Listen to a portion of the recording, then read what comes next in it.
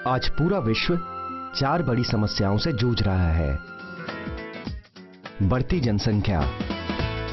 विश्व की कुल जनसंख्या 732 करोड़ के आंकड़े को छू चुकी है और संभवतः ये आंकड़ा वर्ष 2020 तक 832 करोड़ तक पहुंचने का अनुमान है। तेजी से बढ़ती जनसंख्या के लिए स्वस्थ एवं पौष्टिक साग सब्जियां, फल और अनाज की आपूर्ति करना एक चुनौती के साथ साथ चिंता का विषय भी है। दूसरी, कृषि अपशिष्ट। कृषि अपशिष्ट अर्थात एग्रीकल्चरल वेस्ट जैसे चोकर, भूसा, गन्ने की खोई किसानों के किसी काम नहीं आती। इसे या तो फेंक दिया जाता है या जला दिया जाता है। दोनों ही स्थितियों में ये वातावरण को प्रदूषित करते हैं। भारत में प्रतिवर्ष 9 करोड़ 80 लाख टन भूसा, 13 करोड़ टन घास और 5 करोड़ टन गन्ने की खोई का अधिकांश हिस्सा व्यर्थ जाता है। इतनी बड़ी मात्रा में व्यर्थ जा रहे कृषि अपशिष्ट पदार्थों का उपयोग में लाना हमारी दूसरी चुनौती है। तीसरी समस्या है जमीनों का अधिग्रहण। आधुनिकीकरण के कारण कल कारखाने, सड़क, बड़ी बड़ी इमारतें बहुत तेजी से बन रही हैं और इन सब को बनाने के लिए कृषि योग्य जमीनों का निरंतर अधिग्रहण किया जा रहा है। यह प्रक्रिया उन्नति के लिए आवश्यक है, किंतु इसके विपरीत प्रभाव प्राकृतिक विपदाओं के रूप में अब नजर आने लगे हैं। और चौथी समस्या है रोजगार। मशीनों के इस्तेमाल से काम की रफ्तार और उत्पादन जितनी तेजी से बढ़ रहा है, उतनी ही तेजी से बढ़ रही है बेरोजगारी की समस्या। रोजगार के नए सुनियोजित तरीके ढूंढना हमारे लिए अब अत्यंत आवश्यक हो गया है। इन चारों समस्याओं से निपटने का समाधान केवल हमारे किसानों के पास है। आज हमारे किसानों ने सभी समस्याओं से निपटने के लिए समाधान के रूप में एक ऐसी कृषि को अपनाया है जो कृषि अपशिष्ट के बेहतर इस्तेमाल के साथ साथ न केवल रोजगार को बढ़ावा दे रही है, बल्कि बहुत कम जगह में अधिक मुनाफा भी प्रदान कर रही है। इस समाधान का नाम है मशरूम की कृषि।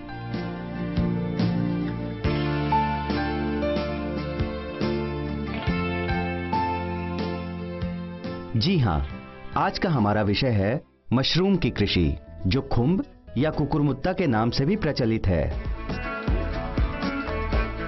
प्राचीन काल से ही मनुष्य खुम्ब या मशरूम की ओर आकर्षित होता रहा है। इसकी कुछ जंगली किस्मों से बनाए जाने वाले लजीज व्यंजन उच्च वर्ग में काफी प्रचलित रहे हैं, लेकिन आज वनस्पति विज्ञान की मदद से मशरूम की संयोजित कृषि संभव हो पाई है। मशरूम की कुछ प्रजातियों को व्यवसाय रूप से उगाने का दर्जा भी मिल गया है। पिछले कुछ वर्षों में भारतीय किसानों के बीच मशरूम की खेती बहुत लोकप्रिय हो गई है। आज हम आपको नासिक ले चलेंगे, जहां छोटे स्तर पर मशरूम की खेती की जा रही है। इस फार्म को 1999 में स्थापित किया गया था। आज हम आपको किसानों द्वारा अपनाई जाने वाली कुछ ऐसी तकनीकों के बारे में बताएंगे जिन्हें अन्य किसान आसानी से अपनाकर मशरूम की कृषि करने का विचार कर सकते हैं। आज भारतीय सब्जी मंडी में बटन मशरूम की अधिक मांग है। ये बिल्कुल सफेद और बटन की तरह दिखती है। सफेद बटन मशरूम को एक खास कंपोजिट अथवा एक खास किस्म की खाद पर उगाया जाता है। इस खाद को प्लास्टिक की थैलियों में या प्लास्टिक की चादरों में रखा जाता है। बटन मशरूम को उगाने के लिए 14 से 18 डिग्री सेल्सियस के बीच का तापमान और भरपूर ताजी हवा की आवश्यकता होती है। इसलिए बटन मशरूम को पहाड़ी इलाकों या खुले मैदानी इलाकों में उगाना संभव है। मशरूम की कृषि में निम्न 4 मुख्य बातों का ध्यान रखना अति आवश्यक है। पहला, प्रमाणित बीजों का चयन। दूसरा, खाद तैयार करना। तीसरा, उर्वरक मिट्टी तैयार करना। और चौथा, फसल प्रबंधन एवं तुड़ाई। मशरूम के बीजों को स्पॉन भी कहा जाता है। भारत में मशरूम के बीज अधिकांशतः गेहूं के दानों पर तैयार किए जाते हैं। मशरूम के बीज को प्रयोगशालाओं में खास तकनीक के द्वारा रोगाणु मुक्त वातावरण में तैयार किया जाता है। छोटे किसान किसी भी सरकारी मान्यता प्राप्त प्रयोगशाला से इन्हें प्राप्त कर सकते हैं। सबसे पहले गेहूं के भूसे को फैला दिया जाता है और 2 दिनों तक इस पर पानी का छिड़काव किया जाता है। इस क्रिया से भूसा एक समान गीला हो जाता है।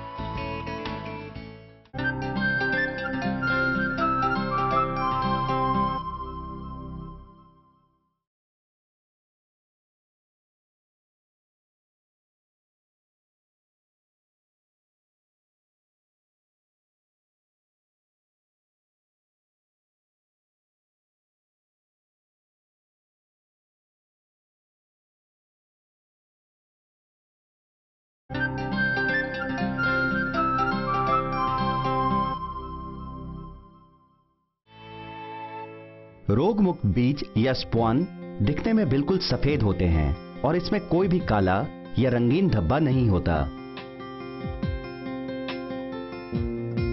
बटन खुम्ब के लिए खाद का निर्माण विभिन्न प्रकार के जैविक अथवा अजैविक पदार्थों जैसे गेहूं या धान का भूसा, मुर्गी की खाद, यूरिया, कैल्शियम, अमोनियम नाइट्रेट, चोकर, लवणमय पोटाश, जिप्सम तथा सिंगल सुपर फॉस्फेट से किया जाता है। खाद का निर्माण पूरी तरह से खुली जगह में किया जाता है और इसमें लगभग 28 दिन लगते हैं। भारत में इस विधि से खाद बनाने का एक प्रचलित तरीका हम आज दिखाएंगे। सबसे पहले आप इन निम्नलिखित सामग्रियों को इकट्ठा कर लें। गेहूं या धान का भूसा 1 ton, calcium ammonium nitrate 30 kilogram, urea 10 kilogram, single super phosphate 10 kilogram, muriate of potash 10 kilogram, चोकर 50 किलोग्राम और जिप्सम 40 से 50 किलोग्राम। सबसे पहले गेहूं के भूसे को फैला दिया जाता है और 2 दिनों तक इस पर पानी का छिड़काव किया जाता है। इस क्रिया से भूसा एक समान गीला हो जाता है। गीले भूसे का ढेर बनाने से 1 दिन पहले calcium ammonium nitrate, urea, single super phosphate, muriate of potash तथा चोकर को गीला करके एक मिश्रण बना लेते हैं और उसे गीली बोरी से ढक देते हैं ताकि उसमें से अमोनिया गैस बाहर निकलकर हवा में ना घुल पाए। रात भर में चोकर सभी अजैविक खादों को अवशोषित कर लेता है। अगले दिन मिश्रण को गीले भूसे में मिला दिया जाता है। इसके बाद 1.5 मीटर चौड़ा और 1.5 मीटर ऊंचा ढेर बना दिया जाता है। 5 दिनों तक इस ढेर पर नियमित रूप से पानी का छिड़काव कर इसे गीला रखा जाता है, जिसके फलस्वरूप इसमें सूक्ष्म जीवों द्वारा किण्वन की प्रक्रिया तेज हो जाती है। इसके बाद इस ढेर को बार बार पलटा जाता है ताकि ढेर के भीतर वैवी परिस्थितियां बनी रहे। ये पलटाई छठे, 10वें, 13वें, 16वें, 19वें, 22वें और 25वें दिन की जाती है। शुरू में ढेर के अंदर और बाहर का तापमान लगभग समान रहता है, परंतु बाहर का तापमान धीरे धीरे बढ़कर तीसरे दिन 65 से 70 डिग्री सेल्सियस तक चला जाता है। तीसरी पलटाई के दौरान ढेर में जिप्सम मिलाते हैं। 7वीं पलटाई के दौरान भूसे में अमोनिया की उपस्थिति की जांच करते हैं। अच्छी तरह से बनाई गई खाद में नमी 68 से 72%, पीएच मान 7.2 से 7.8 के बीच, गहरा भूरा रंग, चिपचिपाहट व गंध रहित एवं कीटाणु रहित होनी चाहिए। सबसे पहले इन सामग्रियों को इकट्ठा कर लें। आज खाद को रैक पर बिछाया जाएगा। ये लगभग 5 टन खाद का ढेर है।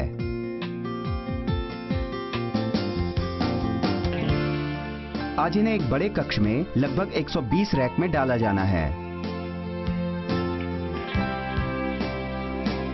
लोडर मशीन की मदद से खाद को ट्रक में भरा जा रहा है। अब इन भरे हुए ट्रकों को यहां से कक्ष के बाहर स्वच्छ एवं जीवाणु रहित आधार पर खाली किया जा रहा है।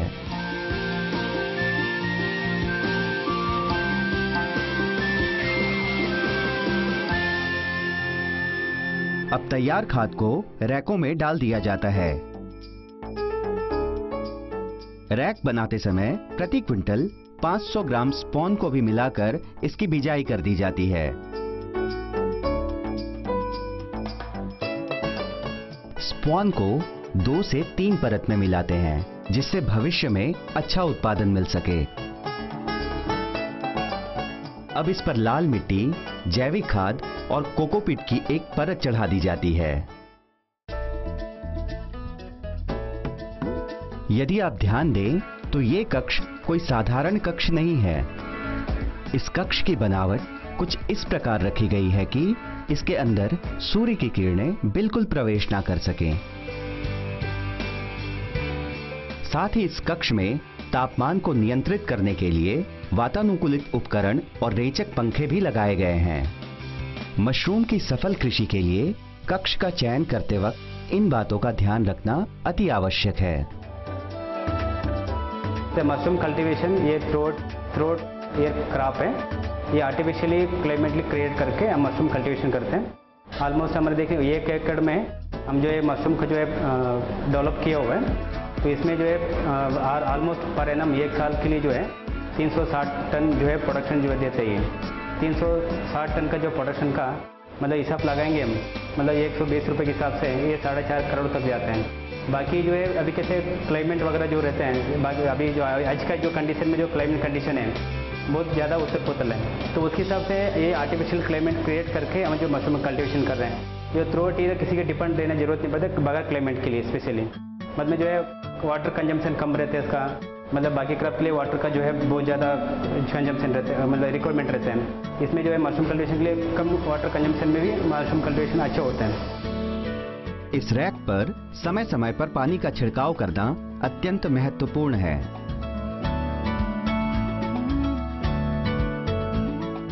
रैकों में नमी की कमी किसी भी समय ना आए, इस बात का खास ध्यान रखना चाहिए। लगभग प्रतिदिन इन रैकों पर फव्वारों की मदद से पानी का छिड़काव करना चाहिए।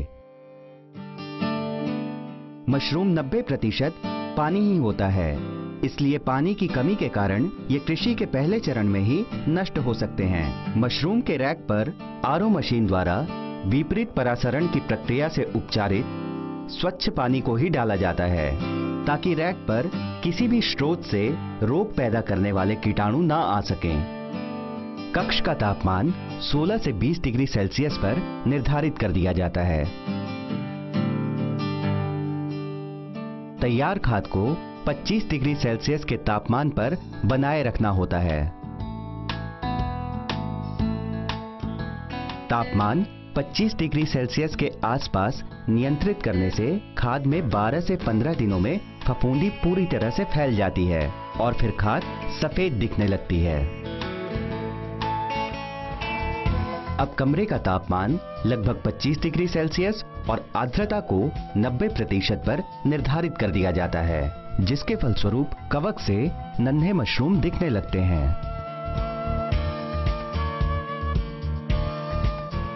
इस प्रक्रिया के शुरू होते ही कक्ष के तापमान को 14 से 16 डिग्री सेल्सियस पर निर्धारित कर वातानुकूलित उपकरण द्वारा स्वच्छ और तेज हवा का संचार शुरू कर दिया जाता है।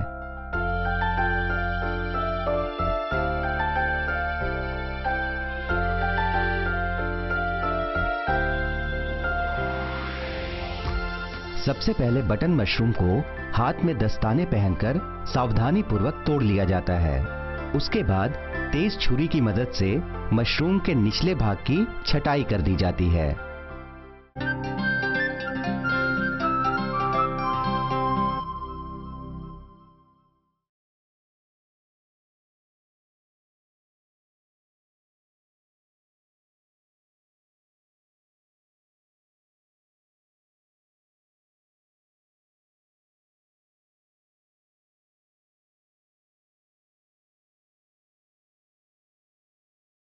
मशरूम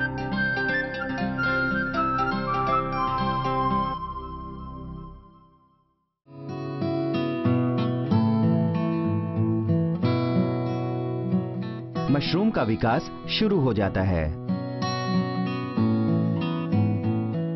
अगले 3 से 4 दिनों में ये मशरूम विकसित होकर बटन का आकार ले लेते हैं और कटाई योग्य दिखने लगते हैं।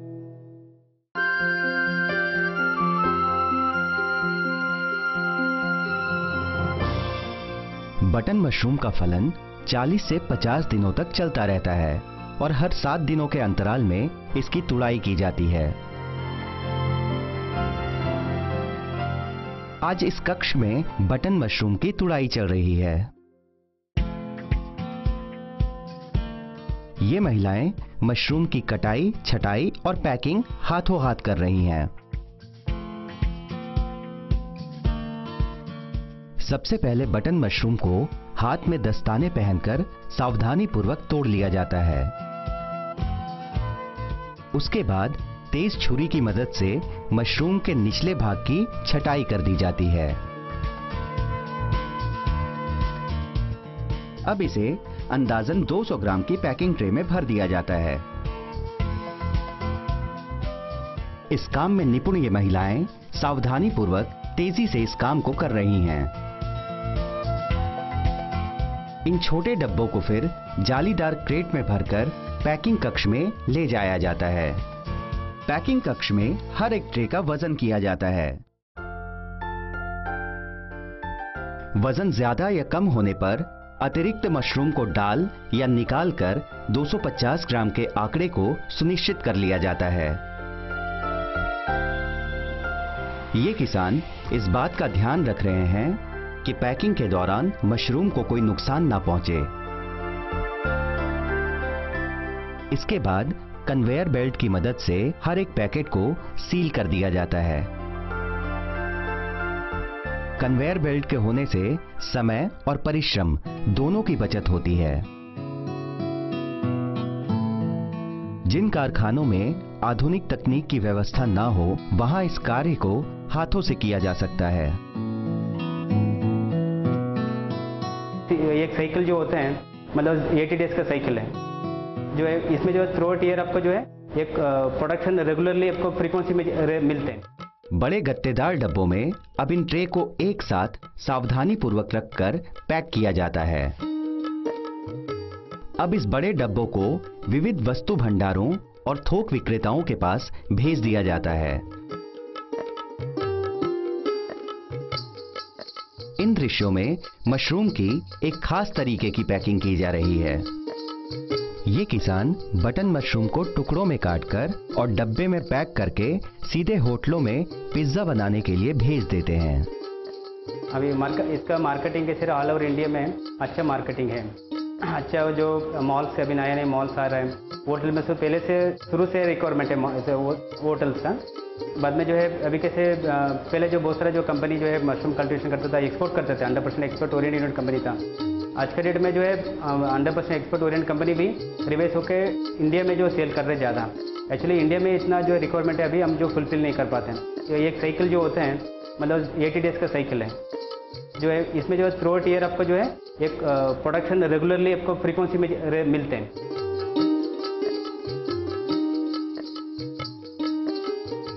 मशरूम का यातायात अधिकांशतः वातानुकूलित गाड़ियों में ही किया जाता है। चाहे किसी भी विशिष्ट सब्जी की कीमत मंडी में गिर जाए, पर मशरूम की कीमत हमेशा अपनी जगह बनी रहती है। मंडी में मशरूम की भारी मांग है। बड़े छोटे सभी तरह के रेस्तरां में मशरूम की मांग बहुत अधिक है।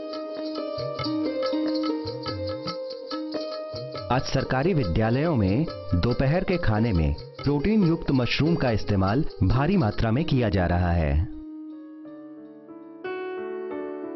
मशरूम भारत में महिलाओं की स्थिति को भी सुधारता है। आज पूरे देश में हजारों महिलाएं मशरूम की कृषि, पैकिंग, विपणन तथा वितरण भी कर रही हैं।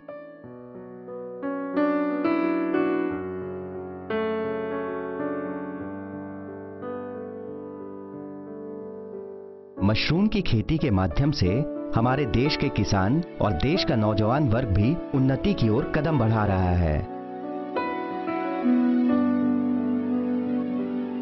हम पूरे आत्मविश्वास से ये कह सकते हैं कि मशरूम की कृषि ने हमारे किसानों को आर्थिक रूप से सशक्त बनाया है।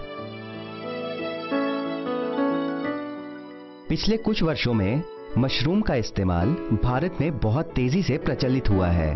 भारत में आज मशरूम की व्यावसायिक कृषि चंडीगढ़, उत्तराखंड, हरियाणा, तमिलनाडु, कर्नाटक, केरल, गोवा और महाराष्ट्र में होती है। मशरूम के उपयोग को माइकोफैगी कहते हैं। ये एक बेहद प्राचीन तकनीक है। हालांकि खाने के लिए उपयुक्त मशरूम के लगभग 13,000 वर्ष पुराने पुरातात्विक नमूने चिली में पाए गए हैं, परंतु वास्तविक सबूतों की पुष्टि से यह पता चलता है कि इसका सेवन चीन में सैकड़ों वर्षों से होता आया है। मशरूम शब्द वास्तव में अंग्रेजी शब्द टोडशूट का अनुवाद है। लगभग 4,600 वर्ष पूर्व प्राचीन मिस्र की सभ्यता में मशरूम को अमरता प्रदान करने वाला माना जाता था। उन्होंने इसको शाही सब्जी घोषित कर आम जनता के लिए वर्जित कर दिया था। रूस, चीन, यूनान, मैक्सिको तथा अन्य लैटिन सभ्यताओं ने मशरूम को अपनी संस्कृति की रीतियों तथा रिवाजों में सम्मिलित कर लिया था। उनमें से कईयों ने तो इसे दैवीय शक्तियों वाला या ईश्वर से जोड़ने वाला भी बताया था। क्या आप जानते हैं, मशरूम को पेरिस में विशेष प्रकार की गुफाओं में उगाया जाता था। मशरूम को अन्य पौधों की तरह भोजन बनाने के लिए सूरज की रोशनी की आवश्यकता नहीं होती। प्रारंभिक चीनी औषधीय विज्ञान में मशरूम का उपयोग सैकड़ों वर्षों से होता आया है। क्या आप जानते हैं कि मशरूम में 90% पानी होता है।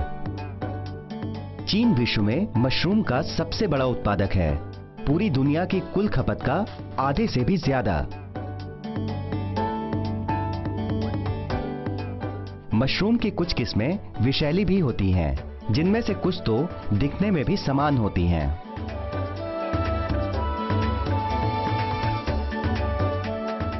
अगली कड़ी में हम बात करेंगे एक ऐसे विशिष्ट फल की जिसका इस्तेमाल सेहत के प्रति जागरूक लोगों के बीच बढ़ता ही जा रहा है। घर की रसोई से लेकर 5 सितारा होटलों तक इसकी भारी मांग है। हम बात करेंगे नींबू की एक विशिष्ट किस्म बीज रहित यूरोपियन नींबू की।